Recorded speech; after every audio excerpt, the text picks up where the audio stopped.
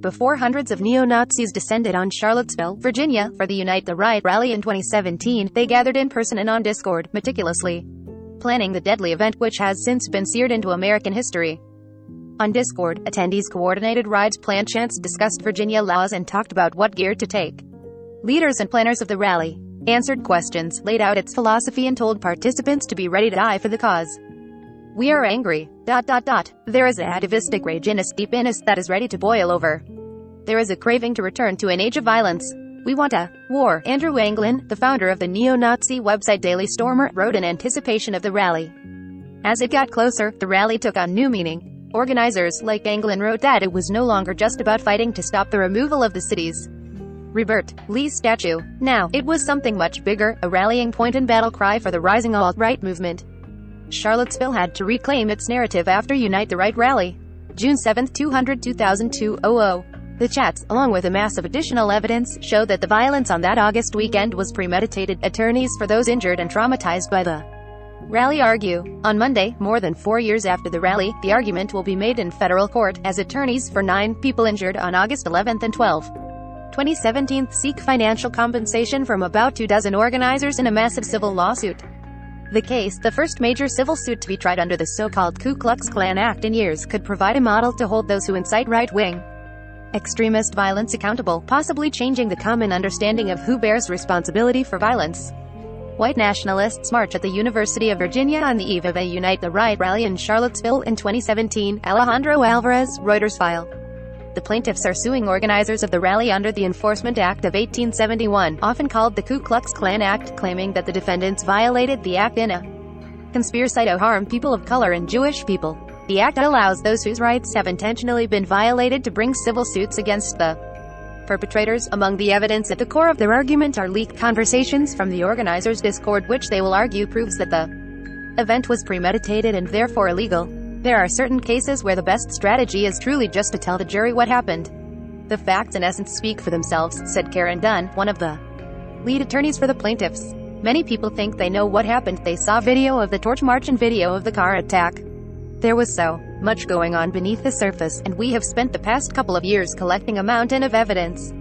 The plaintiffs, all of them Charlottesville residents, were categorized in 3 ways by the court in 2018. The first category is counter-protesters who were injured at the evening rally on August 11, where Unite the Right attendees carried tiki torches and shouted, among other things, "Jews will not replace us." The second is those who were injured when James Fields drove his car into a crowd of counter-protesters on August 12, killing Heather Heyer. The third is a minister who was assaulted and a Jewish woman who was subjected to anti-Semitic slurs as they were counter-protesting.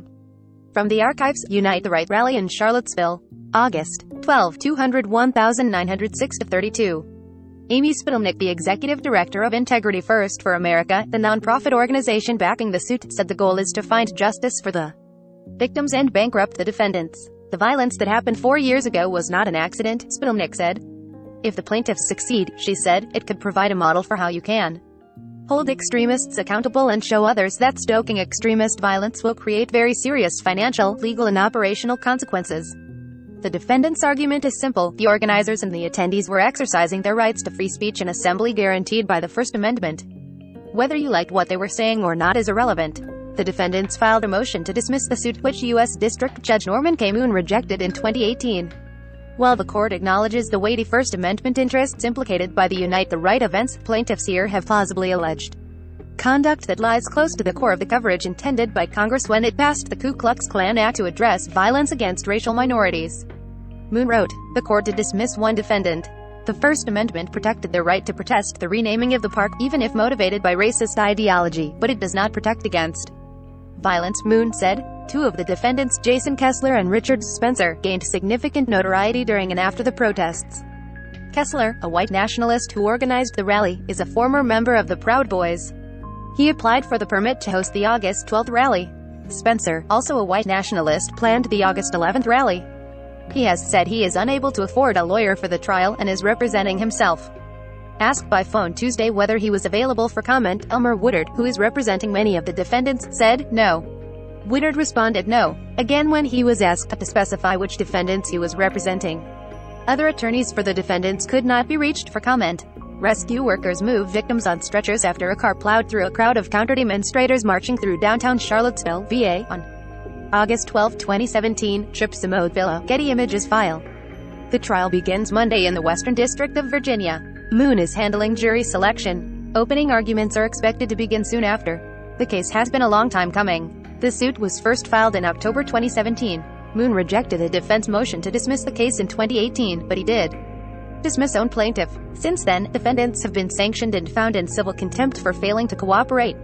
The coronavirus pandemic delayed the trial further. 7 defendants have entered default judgments: England, Nationalist Front, Moonbase Holdings LLC, East Coast Knights of the Ku Klux Klan, Fraternal Order of Alt Knights, Augustus Invictus and Loyal White Knights of the KKK.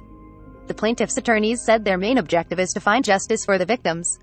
But should they succeed, the impacts could reach far beyond monetary. This is the victims fighting back through the law, said Brian Levin, the director of the Center for the Study of Hate and Extremism at California State University, San Bernardino. Because of the First Amendment, we have to tolerate bigotry in the marketplace of ideas, he said. But when that bigotry turns into conspiratorial violence, there is redress. The plaintiffs' counsel says people will look to the case to model ways to find justice for victims of racially motivated violence. Since the suit was filed 4 years ago, many other civil cases have been initiated under the KKK Act.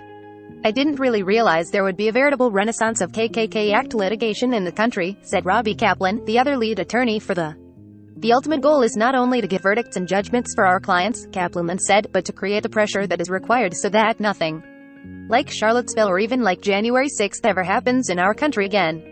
Breaking news emails. Be the first to know about breaking news and other NBC News reports. Sign up. This site is protected by RECAPTCHA Privacy Policy Terms of Service.